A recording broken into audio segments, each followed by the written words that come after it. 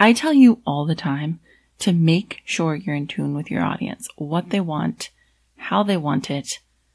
What does that even mean? And are you feeling like I'm telling you to be at the mercy of your audience? That can't be right, can it? Let's demystify the whole thing in this episode, and I will give you some great tips on how to be in touch with your audience. Let's crack it open, okay? You are listening to the Creative Women's League podcast. I'm your host and biggest fan, Kate Toney. Creative women entrepreneurs all over the globe turn to the Creative Women's League for social media advice, marketing help, and to get their minds in the mode to achieve bigger than they ever thought possible. Whether it's hearing the journey of your favorite creative badasses or the expert business advice shared, CWL is here for you with a whole lot of laughs, heaps of honesty, and endless support. Because over here, we know the secret sauce to building your creative empire all starts with motivation, inspiration, know-how, and community. If you want to exceed every goal, defeat the doubt, cast out fear, and connect with your fellow creative Wonder Woman, well, my dear, it's time to join the Creative Women's League.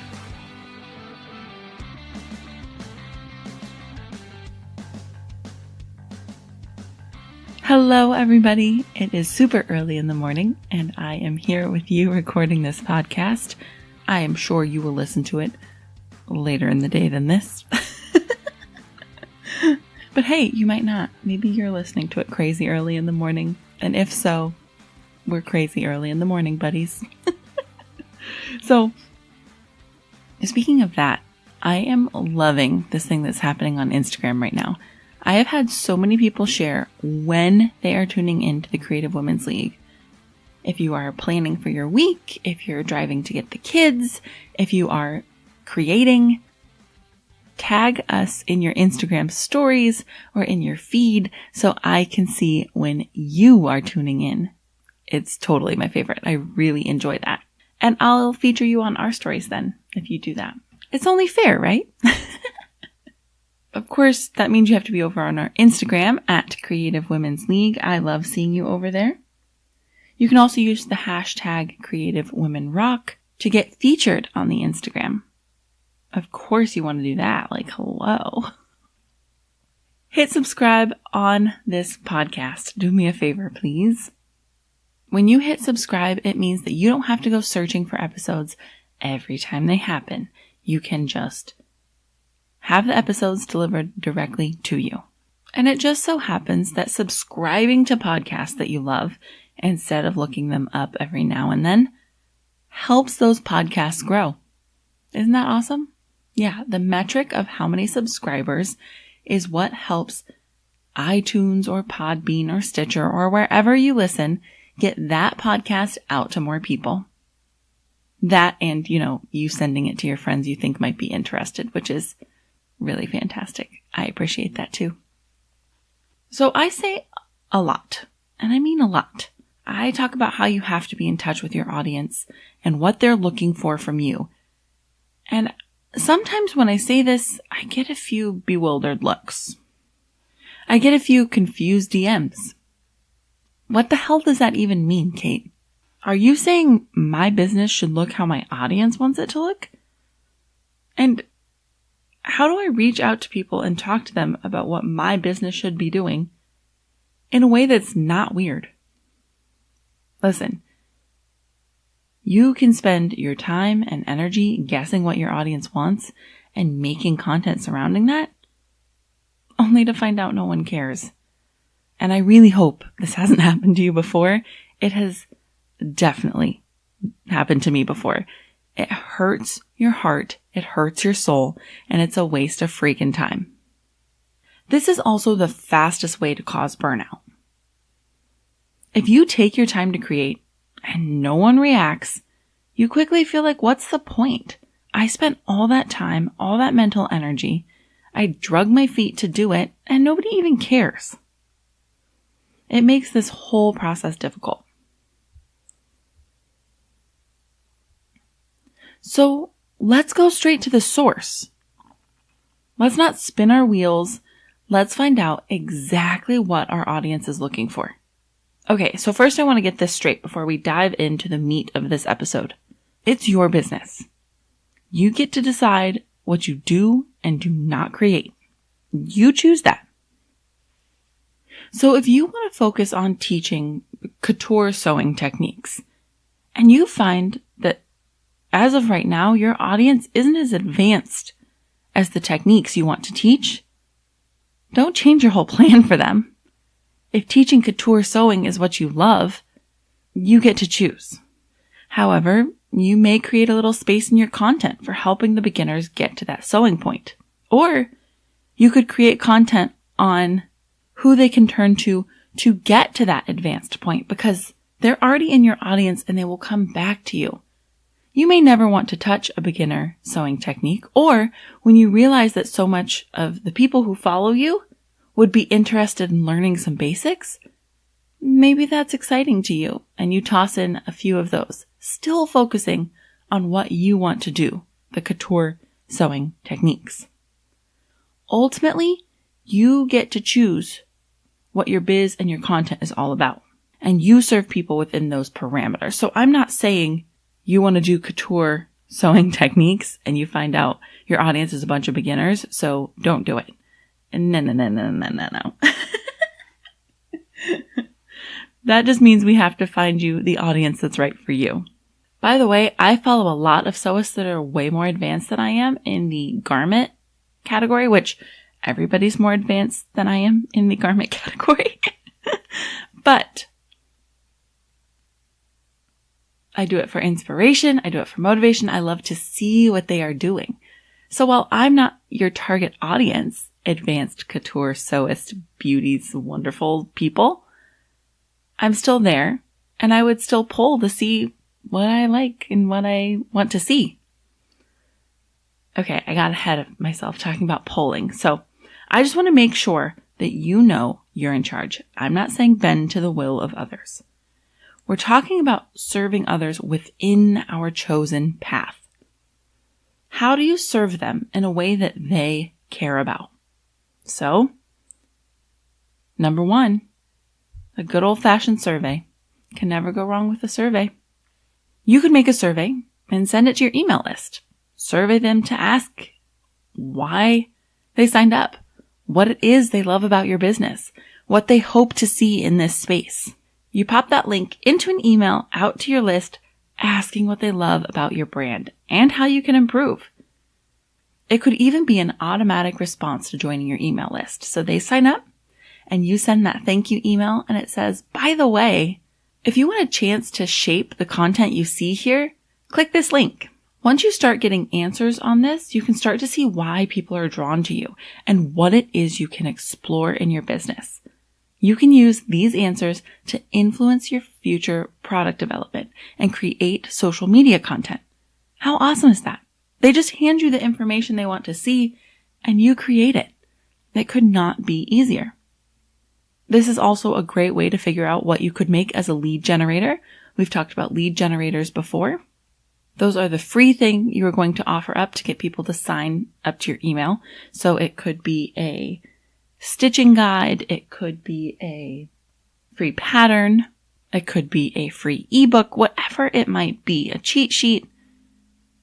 A great way to know what people want to see in your lead generator is to ask them. And when you see trends, jump on them. If all of a sudden a bunch of people are coming in saying they want to learn about this technique or know about this thing, do it. Oh, also speaking of trends, if you start to notice that lots of people are turning up on your email list that are wanting things that you have no intention of providing, there might be something off with your branding. Maybe it's just 1 or 2 confused people over time and you're like, yeah, I'm sorry, no, that's not going to happen. But if you're seeing a big trend of people wanting things that are very out of line with what you're doing, you may want to find out if your branding is misleading or if they're making assumptions because your branding is vague. Yikes. And I can help you with that, I promise. Let me know. But as Donald Miller would say, if you confuse, you lose. If it's just a few people, then I wouldn't worry about it. You could still turn it into content. Maybe you end up doing a blog post about the best places to go learn your basics so that you can come learn the advanced sewing techniques with you. I'm just saying there was a time with Creative Women's League where people were not quite in tune with what I was doing.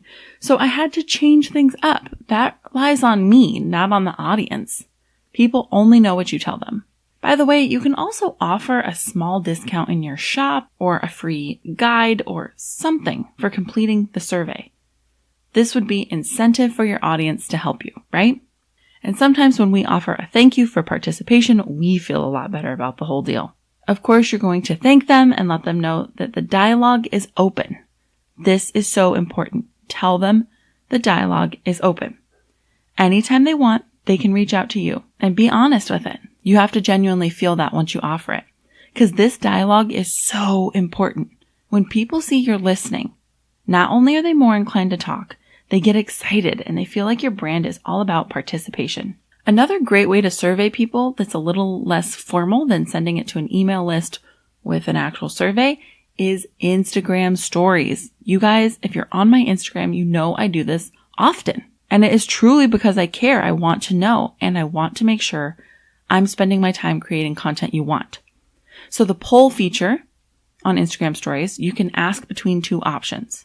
And then there's a question feature. You can ask a question at the top and they can drop their answer right in the box. It's perfect. And people love doing it. I love doing it on other people's stories. And I know you love doing it on mine. This can open up that dialogue. It can start the conversation. It's easy to run on a regular basis.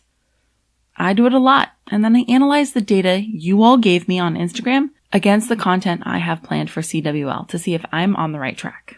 If the episodes I have planned match the content you're asking for, then woo-hoo, I am so excited. But there's a lot of times that based on the answers I get back, I realize, oh crap, I haven't covered that content in a while or ever. And at that point, I will toss in episodes directly based off the information you guys gave me on Instagram. Isn't that so cool? Now, I said this opens up a dialogue, and it really does, because once I do polls, I usually end up talking on Instagram direct messages to one or two of you. Sometimes, if my questions really hit a nerve, I'll end up with 5 to 10 DMs that day. And I often add episodes and content based on the conversations you and I have directly. And this brings me into the second way to know what your audience wants.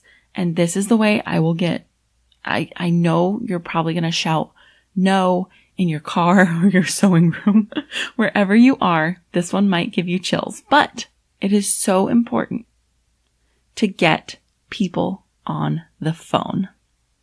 So weird, right? Who wants to talk on the phone? Here's the deal. Discovery calls are huge. They are so important, and they might not be right for you in every circumstance. I'm not saying you should start doing discovery calls to see what to post that day. When you're launching something big, real-time phone conversations are so important. You can't do them over Instagram DMs. They aren't as effective. You would find 10 to 15 members of your Instagram, a random selection of people, some of your best people, some people who just signed up, and you would get them on the phone.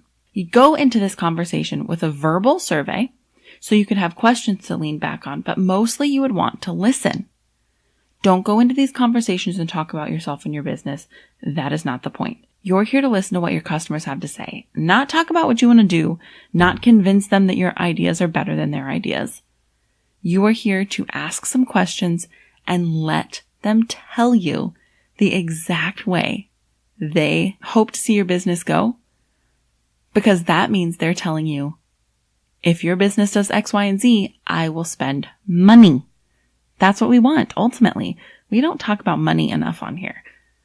That's what we want. We are a business, right? Not a hobby. And yes, those first few conversations will be totally weird. There's no way around that. I understand. But this is invaluable for your business. So I did this about a year ago when the CWL was mainly focused on Mindful Mondays and being a community for creative women. I guess that'd probably be more like a year and a half ago. But I surveyed heavily and I got on the phone with a few CWL members. I discovered that the majority of my listeners were business owners or hoping to start their own business. And while they liked the Mindful Mondays, it wasn't as important to them as the know-how. Most people were tuning in to the CWL wanting the know-how. And this helped me make better content for the CWL and move in a better direction for the majority of people. That's the content I liked creating anyway. I assumed that most of the people listening to the Creative Women's League were hobbyists who just wanted some encouragement. And I was wrong. I was so wrong. And we are totally going to continue to do this. Tori and I have some discovery calls planned out for not even later this year, like early summer. So discovery calls are especially good to do when you start to develop a new product line or maybe a course. Before you begin to develop your course or product line that you think people want, you can develop something you know they need. Much more important, they'll spend the money then. And by the way, I'm not saying you need to call and talk to 10 people before you create your next quilt pattern, or if you get tapped to create a fabric line. No. At that point, you might want a survey. You might want to. You could ask people like, do you like curves or angles? Do you like to paper piece? Do you like borders? And if you aren't a quilter, those are all quilty things. It doesn't matter what it is. You could ask people what they like to see in their patterns. Do they like this type of direction or this type? It's not only to get this information from people. It is so they know you're listening. And it's to help people get excited about new happenings. So discovery calls aren't right for every situation. Don't do a discovery call for just anything popping up in your business because it's a lot of time and might be overkill. However, if you're getting ready to develop a class for the first time or the second time or the third time, that's a great chance to talk to your followers in real time. Talk to your audience to make sure you don't put all this effort in to find out they don't need help in that area. Once again, you decide what your business is about. But if you make a class about how to design your own patterns, and then you find out your audience isn't interested, they already have their own method for making their patterns. Well, that sucks. That was time and energy wasted, and you're not going to sell that class like you thought you would. Talking to them, though, getting on the phone with people, you could find out they're actually more interested in how to market themselves as pattern designers. They're trying to find out how to book classes. They want to know how to pay themselves. Anything like that, you could find out in real time what their actual questions are. And in that moment, you know that that's something you could help with. And now you know it's something they'll pay for. They don't want to pay for the pattern designer class. They already know how to do it. But now you've got information that you can go forth with. So these are two great ways to be in contact with your audience, to figure out what it is they're really looking for. And especially the survey one, especially on Instagram stories, super easy. It does not take up a lot of time or effort. And it is super, super important that you always keep a dialogue open on social media. Ask in your posts what people think about X, Y, and Z, and always let them know that the conversation can happen. You're listening. They can reach out to you whenever. But you have to mean it, and you have to listen. If they start typing things to you and talking to you about what they love about your brand and where they'd like to see it go, if you're responding with, I know, or talking about yourself, or saying, I already thought of that, the dialogue is going to be pretty one-sided, and people are going to catch on, and nobody is going to continue to talk. And that is not good. And maybe you were going to go in that direction, but a simple, that's a great idea. Wow, I like that.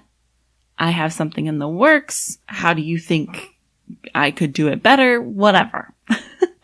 Anything to make people feel seen and heard and keep that dialogue open. Remember, authenticity is magnetic. It is the name of the game. You have to mean it and you have to listen. Because if you ask and talk over people, it's a death wish.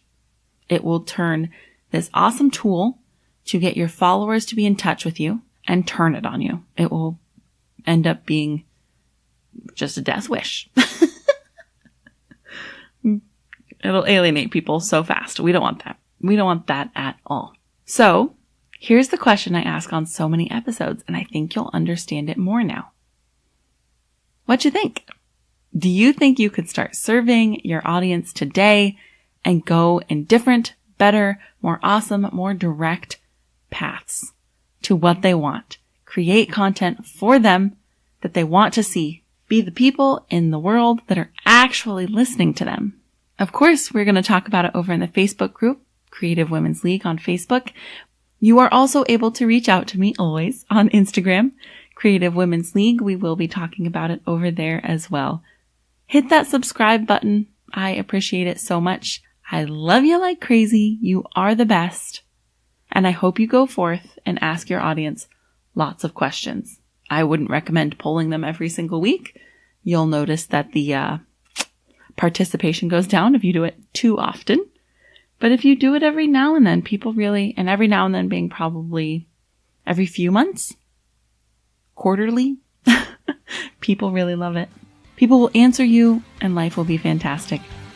Thank you so much, guys. Love ya.